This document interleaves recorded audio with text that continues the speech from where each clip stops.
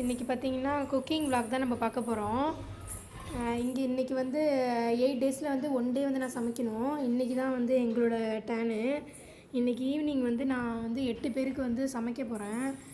என்னன்னு பார்த்தீங்கன்னா சாம்பார் ப்ளஸ் நைட்டுக்கு வந்து குருமா மாதிரி பண்ணுறேன். சப்பாத்தி பூரி எதுக்கு வேணாலும் நம்ம வந்து தொட்டுக்கலாம். அதுக்காக வந்து இன்றைக்கி வந்து நான் செய்ய போகிறேன். இதுக்கு தான் வந்து நான் வந்து வெஜிடபிள்ஸ்லாம் வந்து அரிஞ்சு எல்லாமே ரெடி பண்ணிட்டேன். இப்போ நான் வந்து சாம்பார் வைக்க தான் எல்லாமே ரெடி பண்ணிகிட்ருக்கேன். இப்போ பார்த்திங்கன்னா நான் வந்து ஈவினிங் வந்து ஒரு 5:30 மணி போல் நான் வந்து சமைக்க ஆரம்பிப்பேன். ஏன்னா வந்து மறுநாள் லஞ்சுக்கு எடுத்துகிட்டு போகிறது இந்த சாப்பாடு. ஆனால் வீணாக போகாது. மறுநாள் ஈவினிங் வரையுமே வந்து கெட்டு போகாமல் இருக்கும். இந்த ஊர் கிளைமேட்டை பார்த்திங்கன்னா அதிகமாக வந்து புளிச்சு போகாது.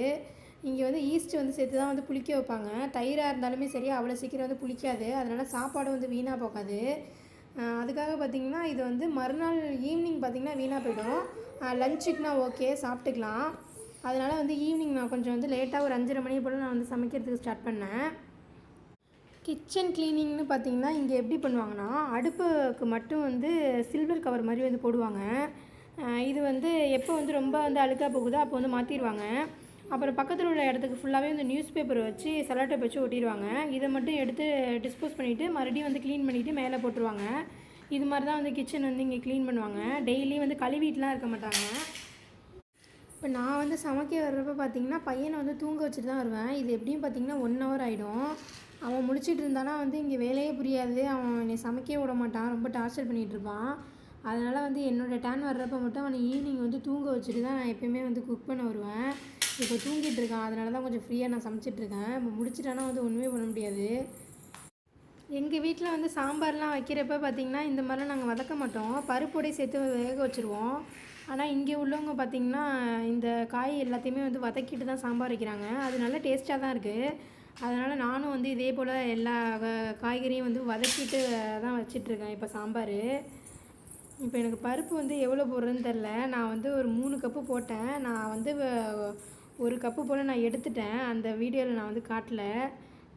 நானாக வந்து 2 கப்பு போட்டதே வந்து 2.5 கப்பு போல் நான் போட்டிருப்பேன். அதுவே வந்து நல்லா திக்காயிட்டு சாம்பார். அப்புறம் எல்லோரும் வந்ததுக்கப்புறம் நான் வந்து கேட்டேன் வந்து எவ்வளோ வந்து கப்பு பருப்பு போடுவீங்க அப்படின்னு. 2.5 கப்பு போட்டால் கரெக்டாக இருக்கும் அப்படின்னு சொன்னாங்க.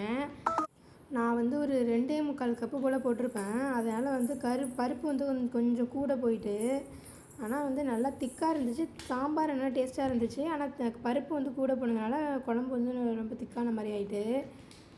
மற்றபடி வந்து நல்லா இருந்துச்சு குழம்பு. இதில் பார்த்திங்கன்னா நான் புளி மிளகாத்தூள் எல்லாமே போட்டாச்சு. போட்டு நான் வந்து விசில் வச்சுட்டேன். ஒரு 2-3 விசில் வச்சாலே போதும். இது வந்து பார்த்திங்கன்னா நான் வந்து கிரேவிக்கு வந்து ரெடி பண்ணிகிட்ருக்கேன்.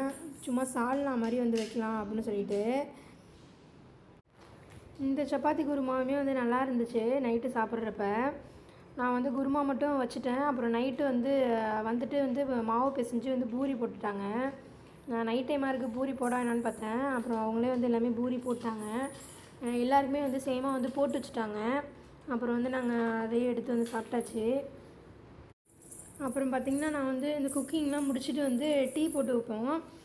டீ வந்து எங்கள் 3 பேருக்கும் வந்து போடுவேன். கொஞ்சம் எக்ஸ்ட்ரா வந்து 2 கப்பு ஒரு 3 கப்பு நான் போட்டேன்னா வேலையை விட்டு வந்து ஹீட் பண்ணி அவங்களே குடிச்சுப்பாங்க. அதனால் வந்து நான் எக்ஸ்ட்ராவே வந்து எப்பயுமே வந்து நான் டீ போட்டு வச்சுருவேன். ஆனால் வந்து இன்றைக்கி பால் இல்லாதனால வந்து நான் டீ போடலை. இப்போ நான் மெசேஜ் பண்ணியிருக்கேன். இப்போ வர்றப்போ வந்து பால் வாங்கிட்டு வருவாங்க. வந்ததுக்கப்புறம் தான் வந்து டீ போட்டு குடிக்கணும். சப்பாத்தி குருமா வந்து ரெடி ஆகிட்டு. இது வந்து லைட்டாக கொதிச்சதும் வந்து இறக்கிட வேண்டியதான். கொத்தமல்லியும் இது எல்லாம் எடுத்து வச்சுருக்கேன். அதை போட்டு இறக்கிட வேண்டியதான். இது வந்து சாம்பார் எல்லாமே தாளிச்செல்லாம் கொட்டி முடிஞ்சுட்டு இதுதான் சாம்பார். அப்புறம் வந்து கொத்தமல்லி எல்லாமே போட்டுட்டு அதை வந்து இறக்கிட வேண்டியதான். இது போல் விளாக்ஸ்லாம் வந்து பார்க்குறதுக்கு என்னோடய சேனலை வந்து ஃபாலோ பண்ணுங்கள், சப்ஸ்கிரைப் பண்ணுங்கள், கமெண்ட் பண்ணுங்கள். Thank you friends.